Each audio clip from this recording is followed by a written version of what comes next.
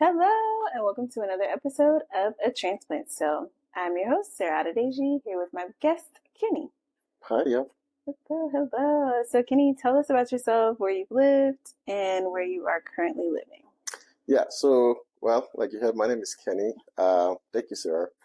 Uh, we have lived, well, I moved from Nigeria, lived in Lagos, Nigeria, till I graduated high school and was going to college. Came off to America after college. Back in 2011, went to Cameron University in Oklahoma. From there, transitioned to Louisiana and now in Texas. So back to Cameron University, transferred to Louisiana Tech, studied electrical engineering, finished up at Louisiana Tech. I've always wanted to live in Texas. While I was in school, come visit Dallas, Texas. So after I was done with school, the goal was, okay, get a job in Texas and move. Was able to secure a job here in Dallas, Texas, and yeah, here we are. Okay, so we gotta dig into all that, but let's start with how did you even find out about the opportunity to go to school in Oklahoma? Oh, yes. So, I after finishing high school, the opportunity came to go to a private university. So I wanted to go to the university my brother went. He went to the University of Benin, but I could not get admission into school, which was very interesting, and I didn't want to go to a private university. So my twin brother went to a private university, but I was at home for one extra year while I was trying to figure out, okay, what do I do next?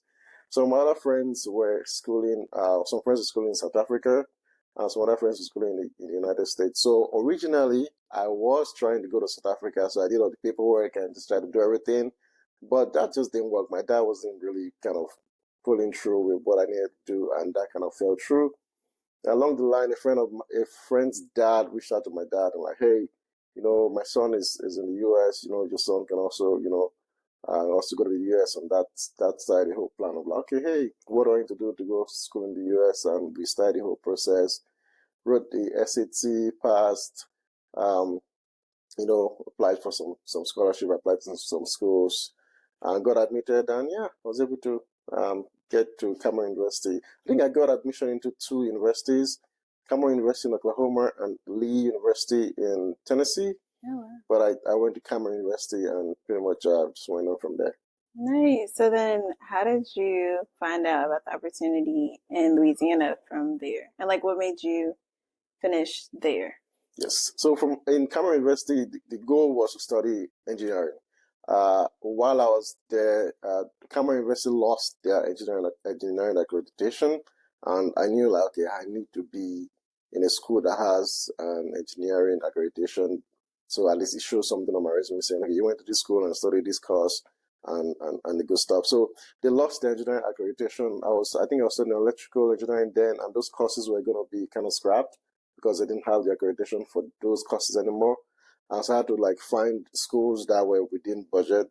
I was able to find out Louisiana Tech University was within the budget to transfer. So I transferred over there, applied to study electrical engineering, and I was accepted and pretty much went through and finished up over there. Nice. So then, how did you go about finding a job in Texas? Because I know you said you visited a lot and you were like, this is where I want to be. Like, I love it here. So, what was that process like for you to find a job to go ahead and move there? It was an interesting process. I'll say the big one was, so as an international student, the first thing is you want to, after you graduate, you have to have a job lined up the first 6 months, because so you apply for OPT. Once you get OPT, you have to get a job within that certain period, or you lose your OPT. So I was applying to several companies. Then I was able to get a job with FedEx Supply Chain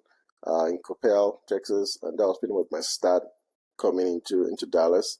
From FedEx Supply Chain, I was able to move to another mobile software company called Provasio. And from there, I kind of decided, okay, you know what, I want to do more, because in the company was a small company. We're working with mobile devices, just supporting mobile applications for clients like AT&T, Verizon, and those companies. But I was looking for more, and I realized Amazon was hiring Mm. uh, robotics in the robotic space, and I applied. And I've been with Amazon since then, changed through some certain roles since that time. But yeah, I've been with Amazon since 2017. That's really cool. So not a lot of people. I mean, I guess some people, but like on that side of it, I guess not a lot of people can say that they work for Amazon. So that's cool. So coming from Nigeria, like what were some of the things that you encountered in your transition from like Nigeria to the States? Well, I would. It was an interesting process. I would say I didn't really know what to expect. The goal was just, go to school. So leaving Nigeria, I kind of left with just one bag. Funny story. I remember uh, they were like, okay, you have to take this food and take this food and take all these things. I was like, well, in my head, there's gonna be food over there, so I didn't take all this other food and all these different things. So I had just one bag of one. I would say it's a carry-on size luggage. I'm thinking about it now, like I should have had like more clothes. I just had a carry-on luggage and some food stuff I had. Just didn't know what to expect. I had a friend here who was schooling in Atlanta, so he picked me up from the airport, and I thank him to today. He picked me and a friend from the airport. I think we flew together, and he actually drove us from Atlanta to Oklahoma, which is really really awesome. Like I thank him to today because I didn't really realize how big that was. Because buying the flight ticket back in Nigeria again, I didn't really process. My dad bought a ticket through a different agent. I really didn't know what again the whole process of flying, and that's my first time flying, Wow. living through. So we bought the ticket, but we're going to Oklahoma, but I guess the destination was Atlanta. So I'm like Wow. Atlanta, Oklahoma. Again, I didn't realize okay that's a stretch, it's a long Yeah. journey. So we flew into Atlanta. I was like okay. We had a this friend picked us up from the airport. We stayed over at his place and he drove us to Oklahoma. Now Wow. looking at it now, just because I know like the distance, like that was a long trip. How I long didn't is that realize. trip? I right now I don't know how long, but just looking at Oklahoma to Atlanta, it must have been a ride. And he, Yeah, it was all for free, nothing. It's like that's really wow, nice. and that was how I got to Oklahoma. It was Wow. pretty interesting. So Wow. pretty much the culture shock was there. The good thing about Cameron University was there was a Nigerian community, so it was Mhm. easy to just kind of blend in to the school. We already had I think there was a Nigerian association there, so they kind of welcome you in and like just kind of show you the way, what classes to take, how to work your way around different professors and things like that. So that helped a little bit just to get my foot in the way and went from there. Yeah, that's awesome. So, what are some of the things that like happened once you got to Oklahoma or even Louisiana or even Texas that you were like, whoa, I wasn't expecting this, or like this is just totally different than Nigeria. I'm sure there were a lot of things that were different than Nigeria, but like what were some of the things that like completely caught you off guard? I would say completely caught me off guard. Maybe uh, the food. The food was a big one for me because I know I stayed in dorms my first year, and I the food was a little different. But one of the big things about me is I'm open to change. Like I adapt to change quickly. If something changes, okay, um, what can I control? What do want I have control over? And I just deal with it. So I'm thinking about it now. I didn't really have a lot of challenges because the idea is like, again, I knew what I'm working into. Um, it's a different environment. What do I need to do to actually get to the next step? It's pretty much kind of how I think. I think about things logically. So I don't kind of look at, oh, there's a barrier here, there's a barrier. Well, there's a barrier, but like, how can I get to the next level? That's kind of how I think about everything. So now thinking back, I don't really think of challenges that I had. I know it was a struggle. Money was tight because again, coming in here, I didn't have any finance of my own, so it's pretty much from my parents sending money. And it was challenging just making sure, hey, I had my tuition paid, if I remember that correctly. That was kind of the big one. So you're going to class and you're thinking about like, yeah, your tuition has to be paid, and just thinking about those things through that whole process. Um, Good thing there were other people who had gone through the struggles before me. So that kind of helped with that Nigerian community of like, hey, you know what? You can get a job here, an on-campus job here and here, and just kind of put me through different things. So that kind of helped reduce a lot of struggle I would have faced if I was pretty Right. much there by myself. So that I guess that was why it was a little bit easier process for me. Yeah, that's really important. We talk a lot in the episodes about that community piece. So having that community, especially a community of people who had a very similar journey to you, I think it's like super important, super helpful. So you talked about how you visited Dallas in school and you were like, I have to live there. Like, what was it about Texas that drew you in? Well, you know how they say everything is big in Texas. I think that was a big one. So coming to Texas, it just feels a little different. One, the roads are wider. One, and it just felt like, well, it was pretty much visiting mostly Dallas, Texas, with friends, and I would say, uh, it just felt, I don't know, it just felt different for me. And okay, I think I just like Dallas. I just like the environment. How one, uh, I know just looking at how the area looked was a little different for me. Also because I lived in Ruston, Louisiana. Ruston, Louisiana is a little bit more of a. It's not really a village, but it's like kind of like a village. Like rural So it's a area. little rural, but not too rural. Okay. So going from Ruston to Dallas, where there's more things to do, more things to see. In Ruston, Louisiana, there's really nothing to do. I like truly there was really nothing to do. Just thinking about it now, like what do we really do? Now, I had friends, we would go. I was involved with the campus fellowship, and would go, for retreats and just go um, to some swamps or some areas and just kind of just camp out for a few days and come back. So that's the things, but there were no like big attractions and things to like do that like that. So in Dallas, there were a lot of, I guess, in my opinion, you know, bigger buildings, just different sceneries, and that was just different from, I guess, from Ruston, Louisiana. So that was the big one for me. Again, I'm a bit biased because I didn't go to a lot of other places. If maybe I went to Atlanta, went to some other place, somewhere I was okay. This is also nice, but because Dallas was, I guess, closer proximity, it was about 4 hour drive.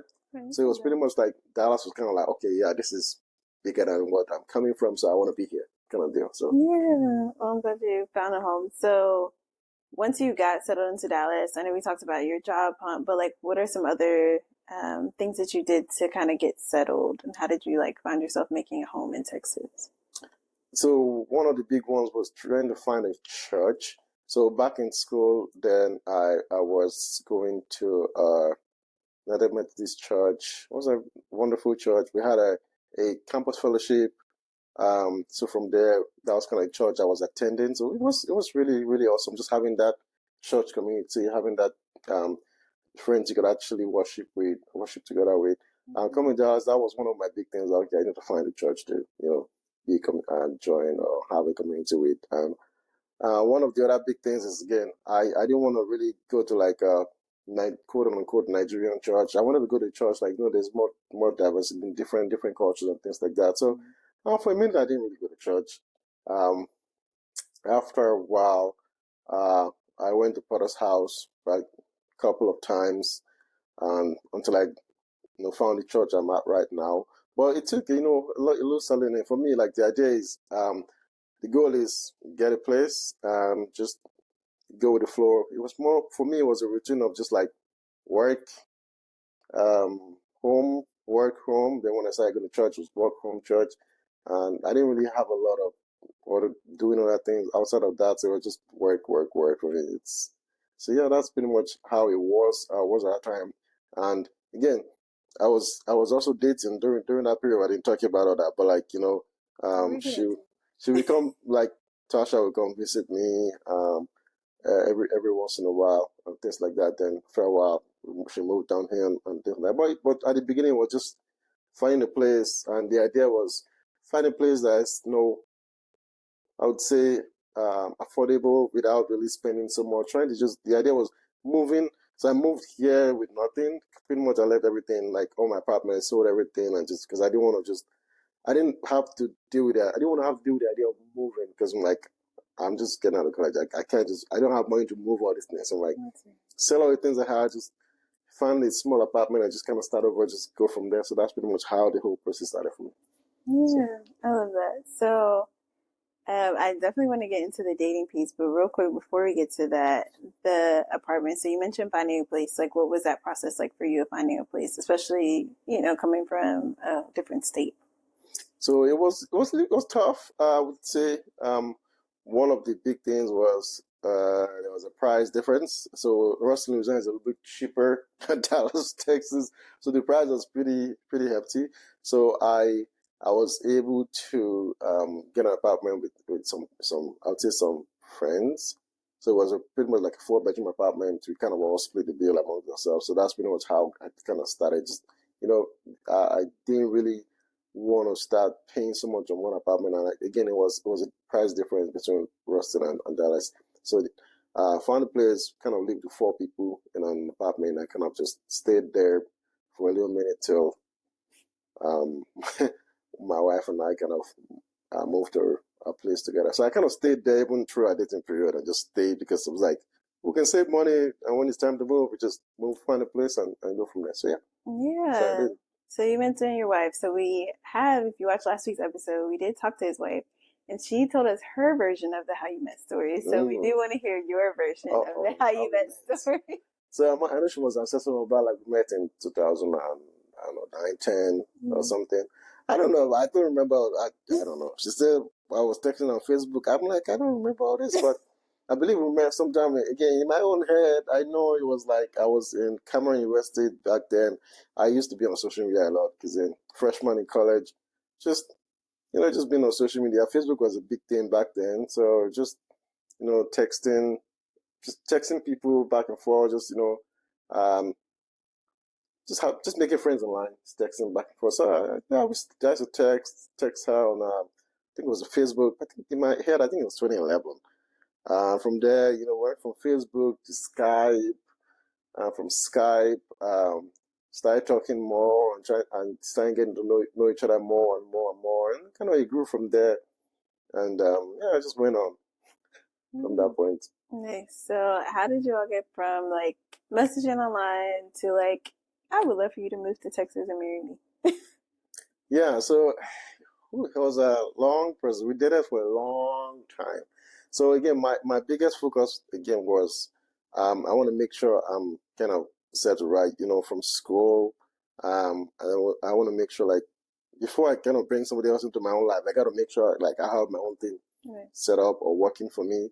So we did it for a minute. There was not really talk of marriage for a long period of time because the idea was like I have to be settled myself.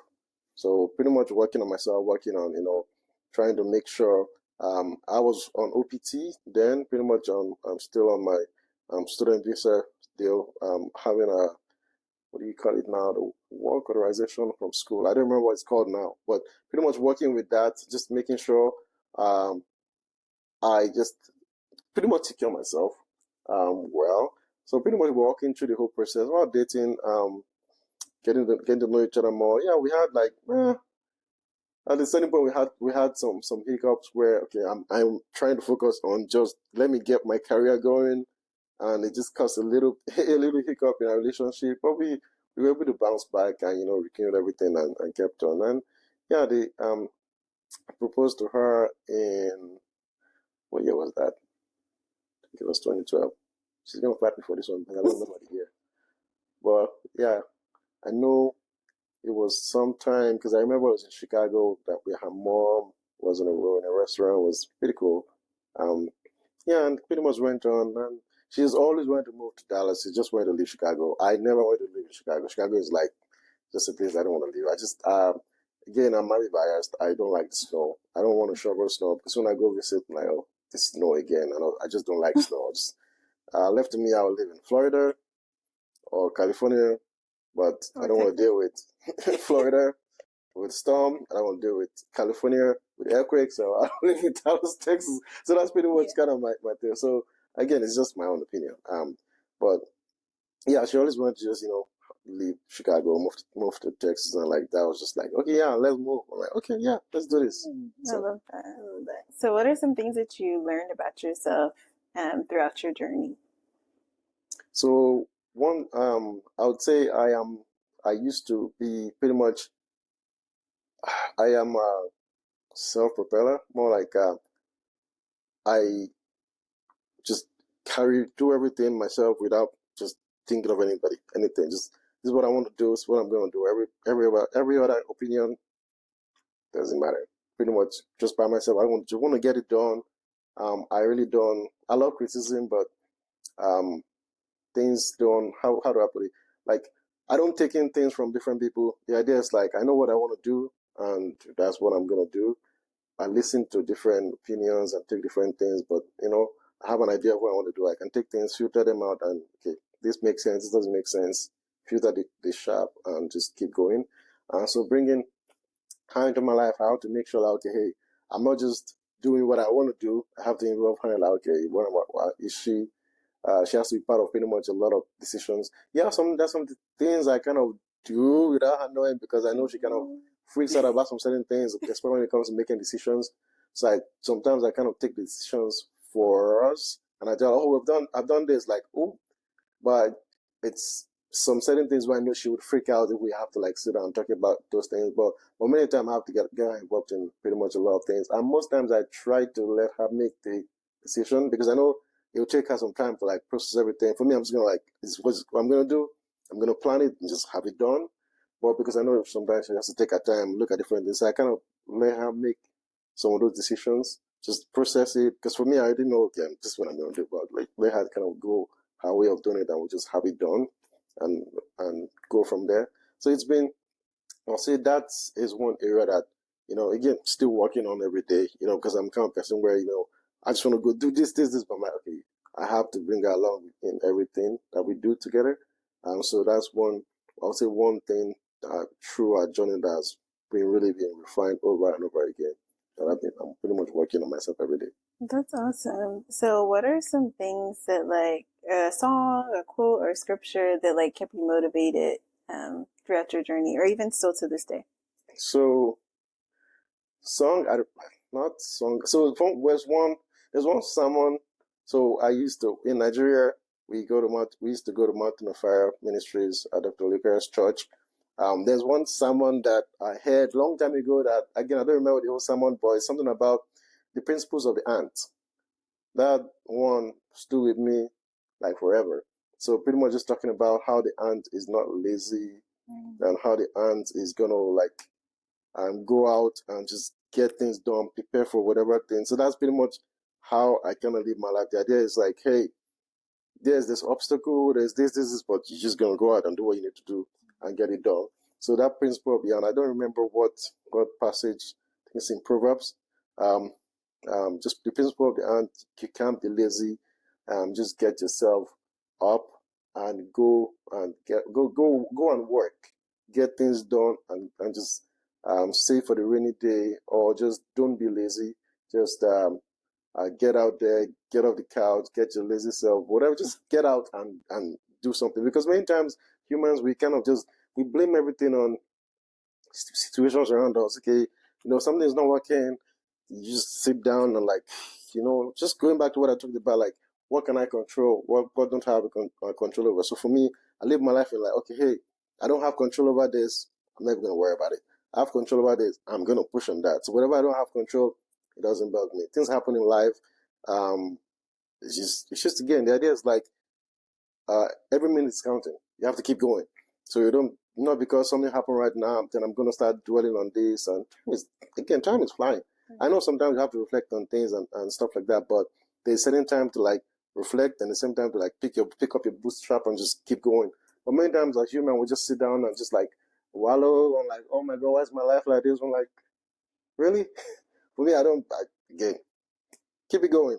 This happened. Can you control the situation? No. Okay, good.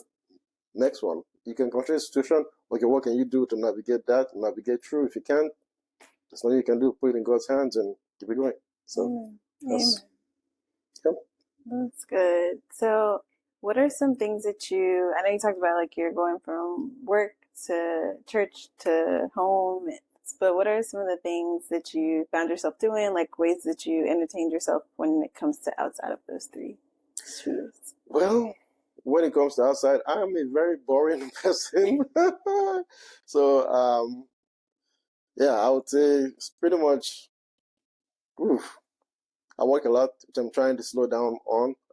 Pretty much, I can't, I would say, I can't just sit down still and not doing something. But when it comes to not working or church, I have some friends, we hang out every once in a while, just kick back, relax, and that's pretty much what I do. I try to, there's a friend who, invites me to go play soccer every once in a while. Every once in a while I just go, but it's been challenging going. But the idea is I'm trying to find, okay, hey, what else can I really do outside of work and work in church? Again, church for me is it's not like regular church. I I run the meat, well, not run. I am in the media department, and to me, it's pretty much everything like this fun. Every day I'm learning something new. How can I be better in what I'm doing? Because we have a YouTube channel which we produce videos and pretty much record the service and things like that. So the idea is like, how can we be better every day? So for me, that's kind of like my form because again, every service can be better. Every service. So the idea is like, okay, how can I make the next service better? So that's pretty much where kind of like my brain gets excited. I'm like, okay, hey, review the previous service. Oh, we did this. The sound was this way, or this was this way. How can we make it better? So like my brain is jumping. Okay, let's do this next service. So I'm preparing for the next service, and like, okay, let's try this out. Next one, try whatever. So that's pretty much the kind of like my fun for me. So again, it's not just regular church, but that's pretty much fun for me. I love that. So, and to wrap up, is there any advice that you would give to future transplants or people who Future. have just like recently transplanted and are just trying to find their way? Either one or both. So keep going. Um, you're gonna experience setback. Setback is not um, how do I put it? Setback doesn't stop you from achieving what you aim to achieve. We're all going to experience obstacle. The idea is how are you going to look at that obstacle and make that obstacle into some a part. Because sometimes God is going to put something in your way to say, okay, hey, I'm going to test you to see how you can actually handle this. Because just like I say, people say, God is not going to bless you with something without really testing you first. Because if He blesses you with that thing, you're probably going to misuse it. So I'm going to put a test, see how you deal with the test, and go from there. So for me, I look at everything as an experience. So I take every challenge as an experience, as you go through that process, look at all the positive sides again, because many times as human, we don't look at all the negative going on everywhere. Like, what positives can I take from this situation? No matter how bad it is, look at the positive side of the situation, and again, the good thing I always tell everybody is you're gonna look back 2, 3 years and like, oh, that was easy. That was nothing. But the idea is you want to take that step and know, okay, hey, this is my goal. You have to have a goal because if you don't have a goal, you're just gonna go going in circle. So have a goal. There's gonna be obstacles within that goal. You're gonna run through the obstacle. You're gonna overcome. That becomes an experience. On to the next one. You keep going and going and going. But the idea is, life is I would say is interesting, but you just have to know I have to have a goal. I have to put God in everything I do. I have to make sure, hey, I I am making the right steps to where I want to go and not just, going whichever way. And also have people that pour into your life, not just um how people say you can run this life alone. I don't know how to put it, but the idea is like you have to have a community. You have to have genuine people around you who kind of encourage you, people who actually look at your vision and say, okay, hey, I see where you're going. I'm praying for you. I'm going to support you whichever way and help you going. But you don't want to just kind of try to do things on your own. Well, humans, we all need a community. We all thrive in a community. Having a good community actually help you to get to that goal faster. Again, you're going to have some friends that you will need to shed. Some friends are just going to pull you back. Again, the idea is you have a goal, you have a target, shed those friends. Again, it might be painful at some certain points. You just have to keep going. But you don't want to say, well, this is, and you don't want these things to drag you back and you just keep going back, back, back. The idea is, I have my goal. This is a distraction from my goal. Remove the distraction and keep it going. And yeah, and you will be successful. Again, there'll be challenges, but pick those challenges as experiences as you go along the way, and it will turn out good at the end of the day. Amazing. Thank you so much for Thank being you. here. Thank you for telling your story. And thank you all for watching or listening if you're on Spotify or iHeartRadio or wherever you're listening. We'll see you next time. Thank you. Thank you for listening to another episode of The Transplant's Tale. Be sure to like, share, and subscribe. See ya!